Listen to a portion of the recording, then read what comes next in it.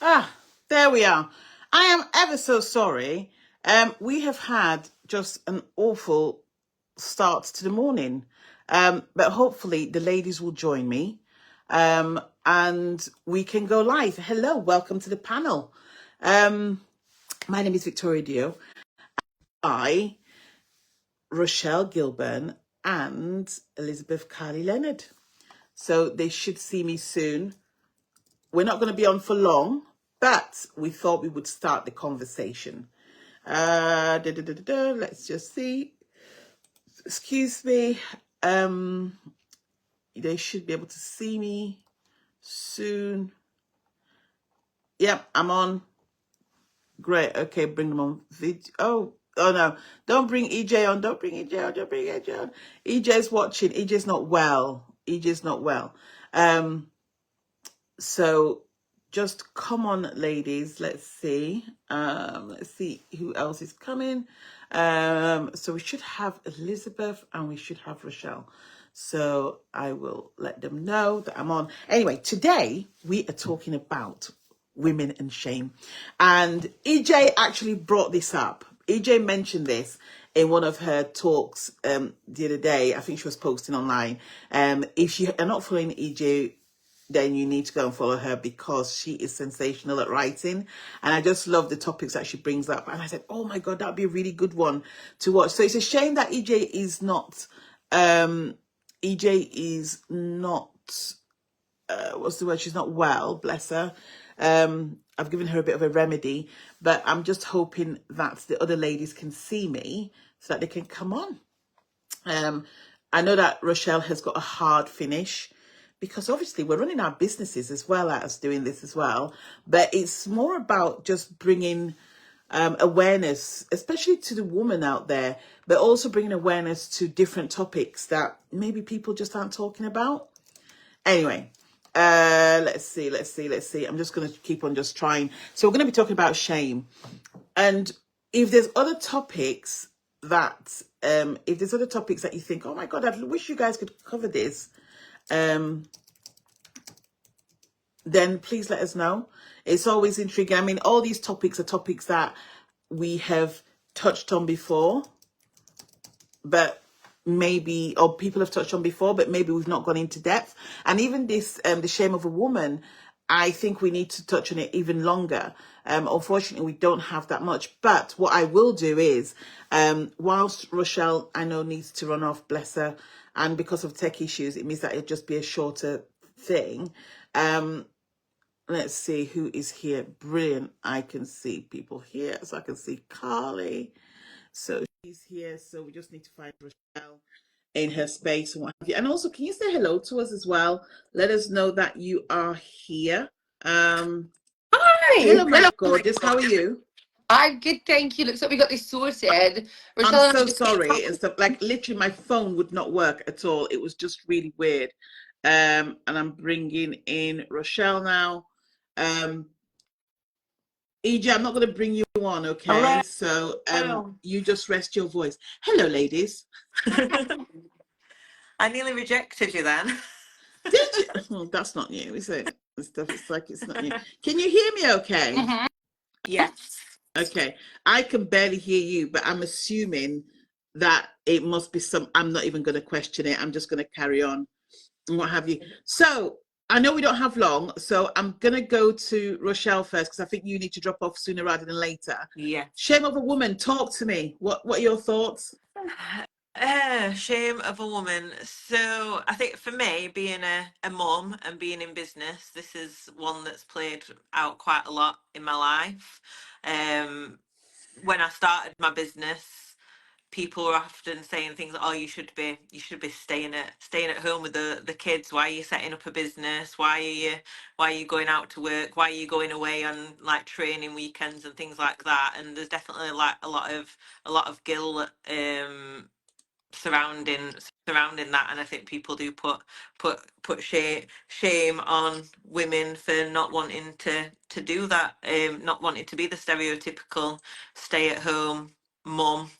I'm definitely not a housewife type. Ask Chris. He's the one doing all the loading the dishwasher and I do bits of cooking and cleaning, and it's often from the people who are closest to you as well that are the ones that are doubting what it is that you're doing, and that you're doing it for the right things. But I think the problem with, whether you're a woman or not, no matter what you do, people are going to judge you, and so you've just got to do what's right for you.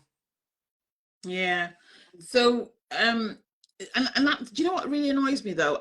So this is why I think the shame of a woman is, or people try and shame women. I think it's because they know how powerful we are. So it's almost like they try and dilute our essence by making us feel guilty, for, like you say, having a job rather than being a housewife or a stay-at-home mom and stuff.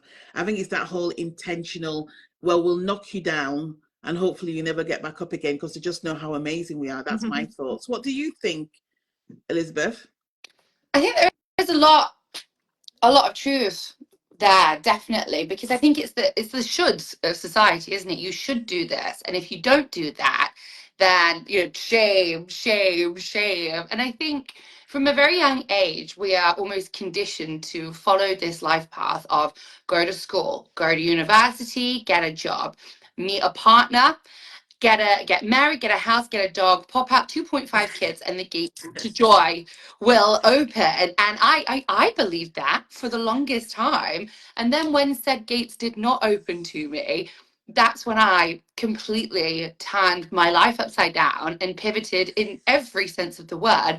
But I had so much shame about what I was doing and wanting to live authentically and true to myself that it gave me so much anxiety. It delayed me doing anything and just really, really kept me trapped. I mean, before I was in this iteration of wherever I am now, I was in the music industry and owned a music venue. And for a long time before I exited, I wasn't happy and I wanted to. But the reason I stayed stuck there was because of the shame that I felt of letting people down and deciding to go on a different route. And it's just when Victoria asked me to join today, I was like, my Lord, do I know a lot about that? Is the shame keeping me stuck in the shoulds? Ridiculous. Oh, so it's so funny. As we were talking, I was like, we've not even welcomed you properly. Thank you so much for jumping in last minute. So EJ and Liz are not well. So, what I thought was that, do you know what, rather than postponing it, it'd be good just for us to still have this conversation because it's really important. And Elizabeth, who is just incredible, I literally sent her a message about an hour ago and going, are you free at 12? And she's like, you're so lucky I've just washed my hair. No shame. Showing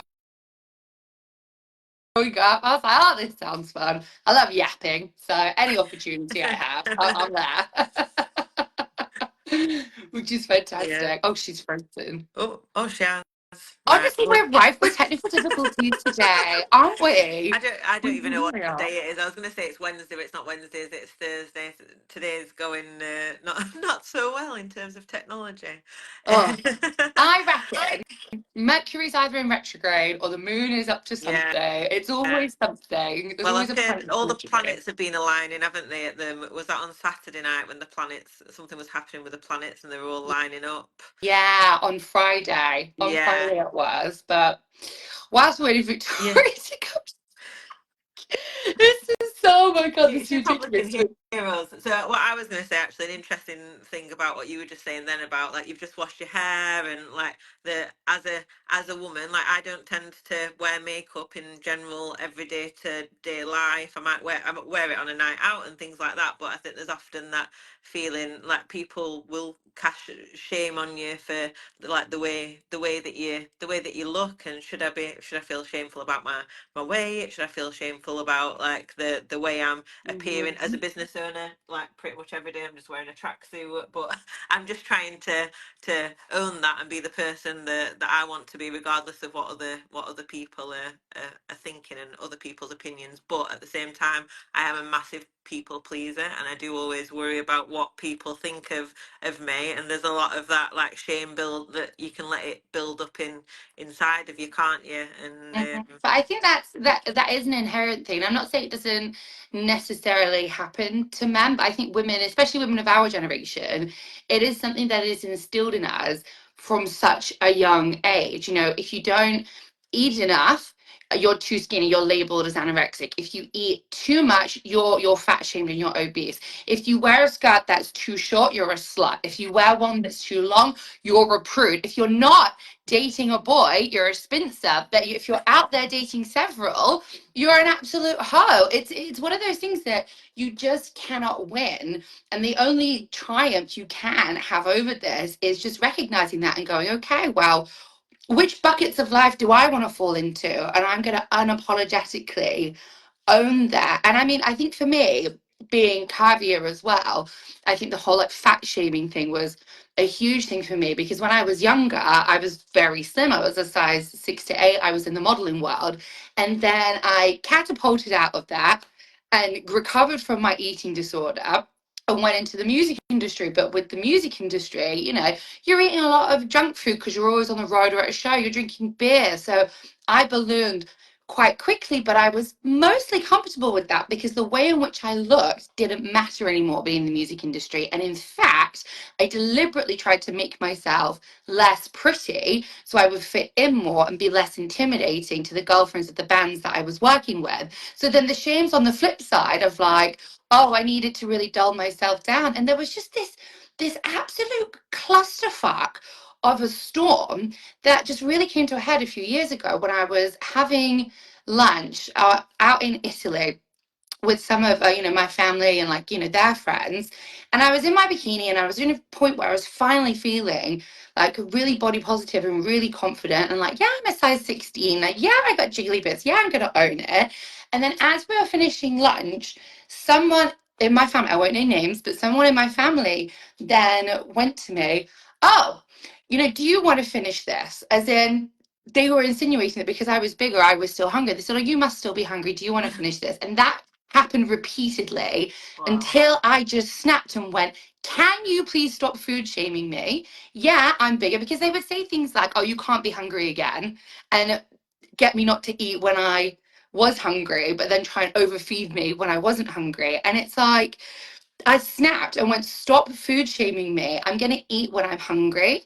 And you're a man, so you don't understand that we eat on different cycles to you. You're fine with only eating one meal a day. My blood sugar is going to drop if I don't have a high protein breakfast. Men and women's bodies work in different ways. And then you get people, I'm on my soapbox now, and then you get some people who go, well, have you tried intermittent fasting? And that can be so dangerous for women when it's done wrong. Exercising when they haven't eaten can mess with your hormones in such a damaging way. It can take years to recover from it. But if you're not doing that, and if you're not following the right trends when it comes to food, diet, lifestyle, exercise, there is something wrong with you, and it fucks me off. I love that. So a few things popped up there for me. I think I was probably the opposite to you, whereas I was always really tall. I was a good like foot taller than everyone in primary school. Like even from being very young, I was like in year 2 and I was taller than most of the year 6s, and I was quite curvy and bigger than all the others. And I remember my best friend was like, she was always tiny, really, really. Oh, what's Victoria's commented? Can't you two hear me? No, you're frozen, Victoria. You're hear us chatting away. We're just ignoring you. um, Oh, she said Okay. to contribute in the chat. Yeah. So so I was like, I was always quiet. Looking back now, I definitely wasn't fat in any way at all. But compared to all my friends and everybody else around me, I felt fat, and I felt like my legs were like tree trunks, and I felt like boys wouldn't fancy me, and all these kind of things from being a young age. I was like wearing the same size clothes as my mum, Mm. and I did feel like so I was probably like a size 10, maybe a size 10 at like 10 years old, and that definitely does have an impact on how you feel and how you present yourself. And I think I did try to hide away quite a lot, but then as an adult, because I've always been bigger than the average person, I've kind of not, it's not really bothered me. I've been able to just be myself, and in fact, actually, probably similar to you, my best friend, who I'm still friends with now, because she was so tiny growing up, and now she's the same size as us. Victoria's back.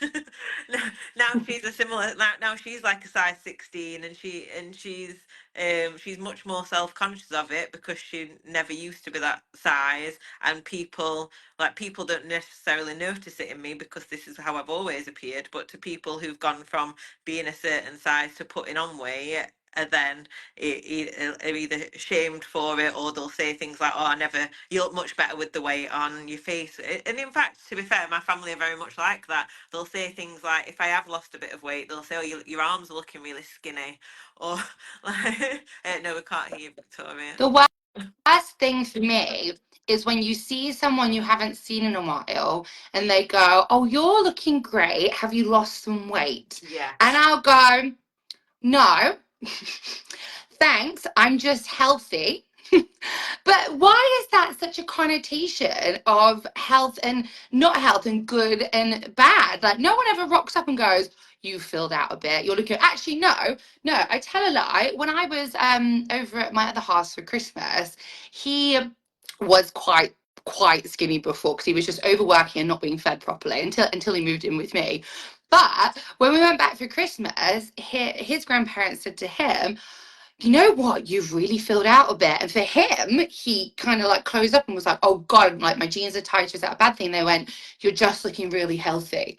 And I was like, that's such a positive way of reinforcing the fact that having some meat on your bones and eating properly is a good thing. But then when I go and see my lot, they go, "God, you're looking great. Have you lost weight since we last saw you?" And I'm just like, I understand, I get it. You grew up during the 90s, during heroin chic. I grew up during the noughties where we had it instilled into us that nothing tastes as good as skinny feels. And I think it's why I'm such a champion of body positivity and confidence these days, because there's so much crap that's fed to us from social media, from media at large, and just filtered down through generations. It can be so challenging sometimes, and you often don't know which way is up or which way is the correct way to go, do you? Luckily, I've had extensive therapy, but I don't know how people out there are raw dogging life on their own without therapy. I do not know. So Victoria's saying, funny how it always goes back to how we look. Victoria, you've got like a mic turned off on your thing. Let me see if it's not Oh, doing she's spun anything. us right now. So funny.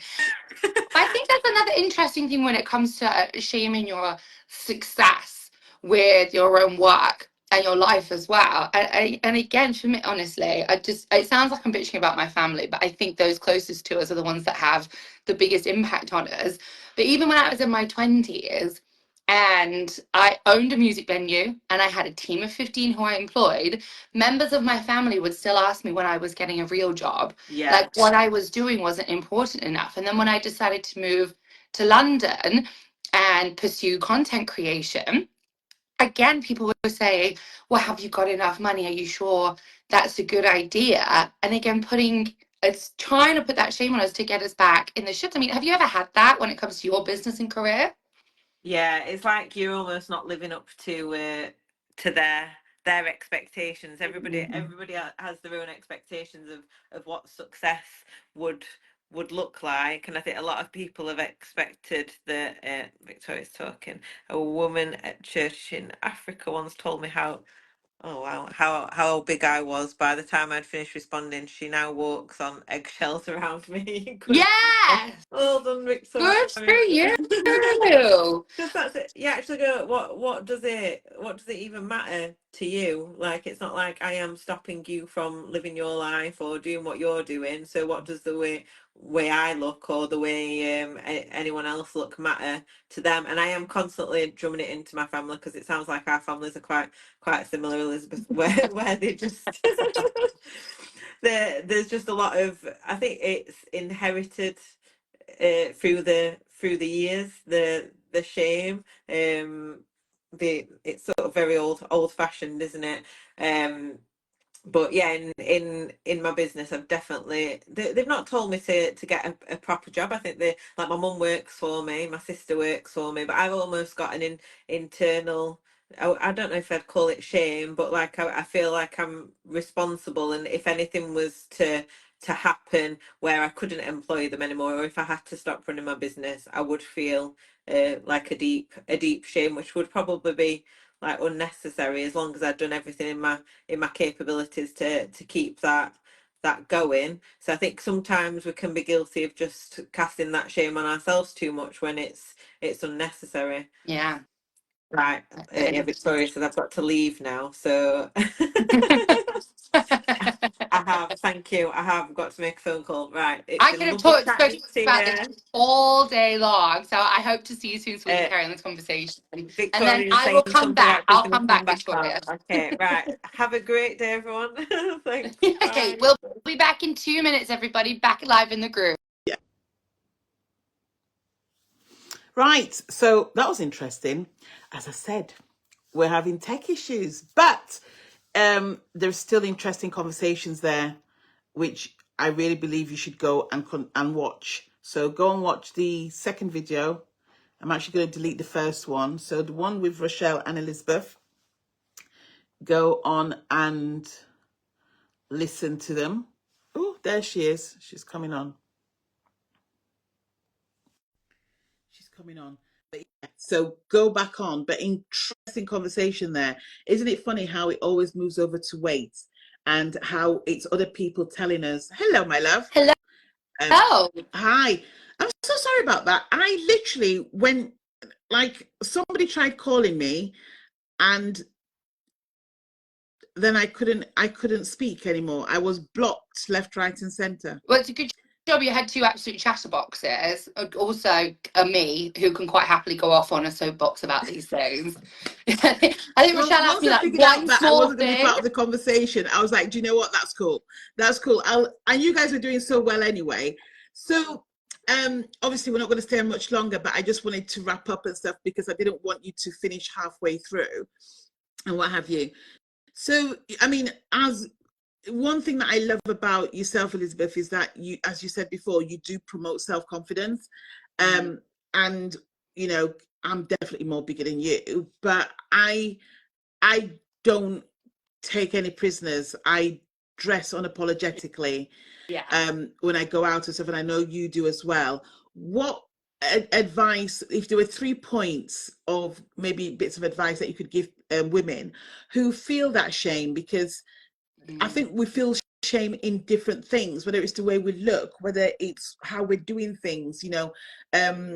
I think Rochelle came on the other day and she went, I feel guilty because sometimes I feel like I'm not being a good mom.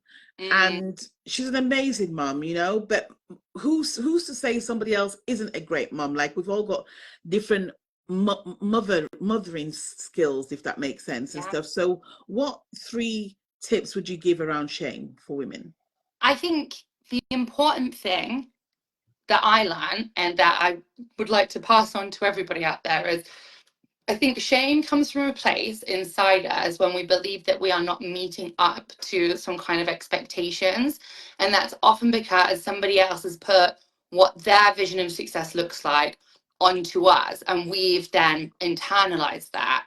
And when I stopped feeling shame about my life, the way I look, my decisions, it's because I went away and did a bunch of inner work, and I decided what success looked like to me, in not only in terms of like my business, because that's one small element, but also what a successful relationship looked like, what a successful confidence looks like, because confidence for some people is public speaking, for some people it's eating alone in public. I just decided what all of these different versions of success meant for me, and then so long as I was meeting my own expectations, there was no shame left there anymore. And I think that's a really important thing. And my second point is that a lot of the time when people are projecting these things onto us and causing those feelings of shame, it's often not a lot to do with you, but more so to do with their own sense of lack and their own insecurities. So instead of somebody trying to put their disappointment on me,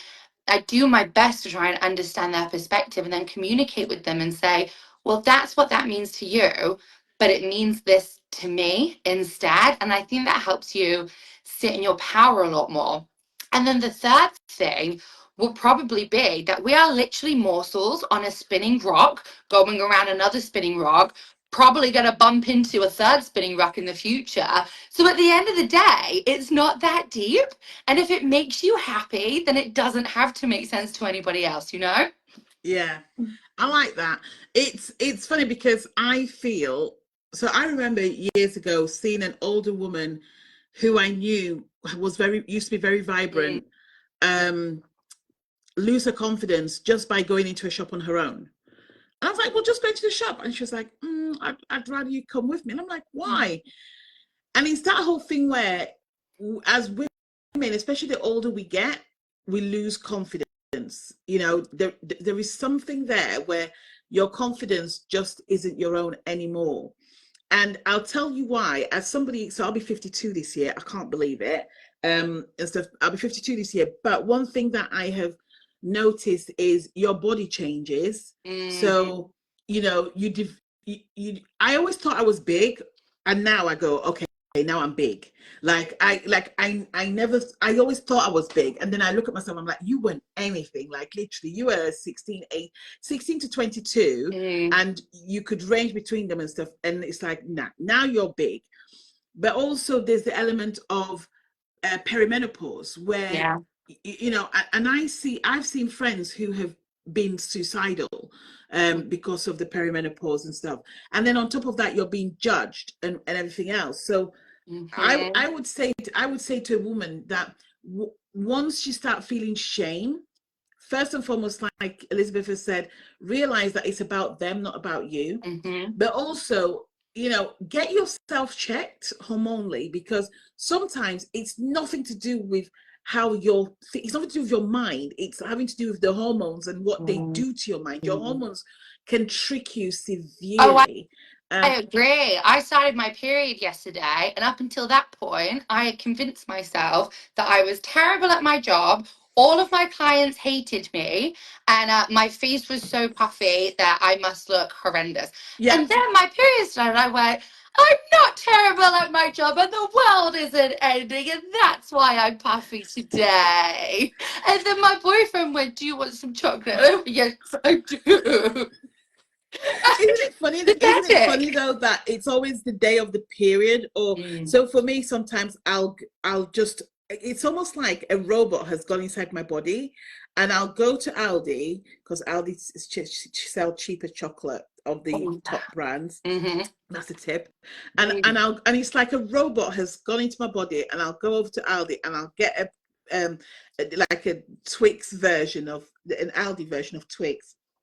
And I'll come home and I'll literally be sat here and I'm like, oh my God, I'm so crap at sort of like maintaining consistency and everything else and stuff. And then you go, no, you're meant to be having your period now.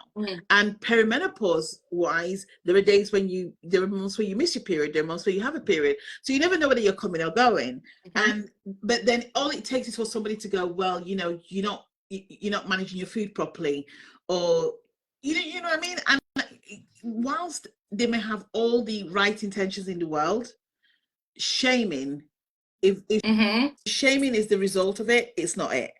But then that's going to affect your mental health even more. And one of my social media clients, they're called Better Menopause, and another one, she's called Natural Rays Hormone Health Coach. So I know so much about women's hormones in your 20s and 30s, and then what happens in perimenopause and beyond.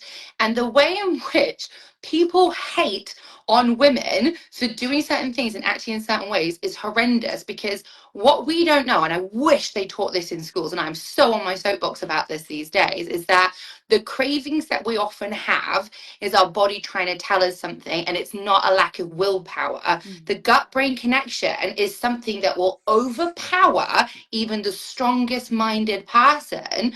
And if you're out there reaching for chocolate, it's often because your body's probably craving magnesium, but because we haven't been necessarily taught how to look after our bodies and our hormones, we just go for the thing that we're used to, that we know is available. And then when you get into perimenopause, my God, the stats are insane. I think it's like 56% of women develop depression and anxiety. Yep.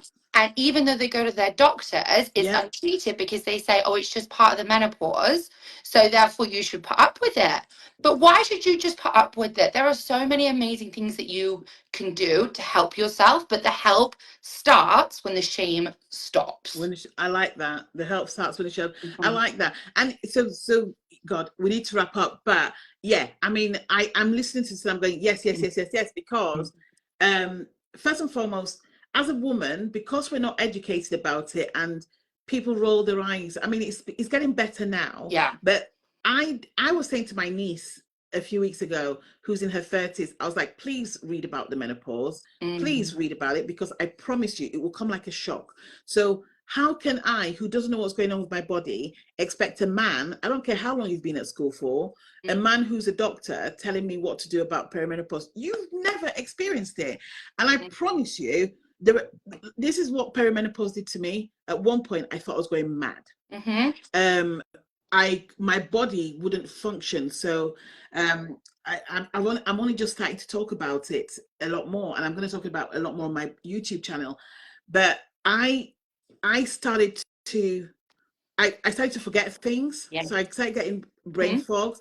I started to I kept on feeling tired, so I developed fatigue, where I'd wake up in the morning and I'd be like, great, let's start the day, and I'd go, I'm knackered, I need to go back to bed. So I'd have to go and sleep. Then I was like, oh my God, I'm lazy. So I was self-shaming as well. Then it was like, I'd try and do work, and it was taking me all day sometimes to write just one email. And so it was just, and you're like, what has got, and I'm like, I've lost it. I'm no longer good at my job. Maybe I need to go find a different job and stuff, like literally all sorts. So, oh, shame. We need to stop it. We need to stop it, and find a way, get help. I'll tell you the thing that I do for my perimenopause is I use Pranic Healing.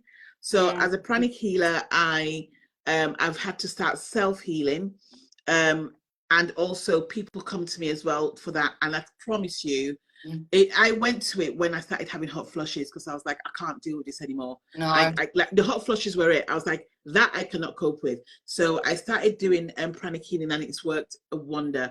But there are other things out there that you can do. Speak to someone. Don't believe in the shame. It's all a lie. And I think that's it. Yeah. We could actually talk about this all day long. I know we could talk about it all day, but thank you so much for stepping in. Always. We'll definitely call on you again. We'll give you more notice next time. But we up until this morning we had 3 people, and then we're like, okay, we can cope with that one person, and then it was just me and Rochelle, and I'm like, okay, we need somebody else to come and add the flavor. And what's so funny is we've spoken about this a few weeks ago, hadn't we? Yeah. And I said, when I start it, I'd like for you to come in and drop in, and it's happened sooner than later. Oh, I love it. Well, you know me, I've had such a colourful 15 years. I've lived fucking 20 different lives. So you're like, do you want to talk about this topic? And I'm like, yeah, I do. I really do. Yeah, I do. I'll talk about anything. Well, we'll definitely call you in as a guest again. And also, I am starting my podcast very soon. I keep saying I'm starting it. Well, I'm resurrecting it.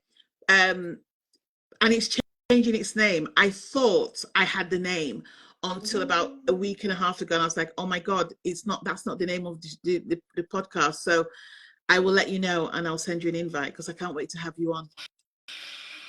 I would love that so much. Well, let's wrap it up. Otherwise, nobody will get any work done. But thank you for having me. Anybody who watches us on the recording, thank you so much for watching. And just remember, stop listening to the fuckers. You're better than they say you are. Amen to that. I'll speak to you soon. Thanks, Elizabeth. Bye. Take care. Bye.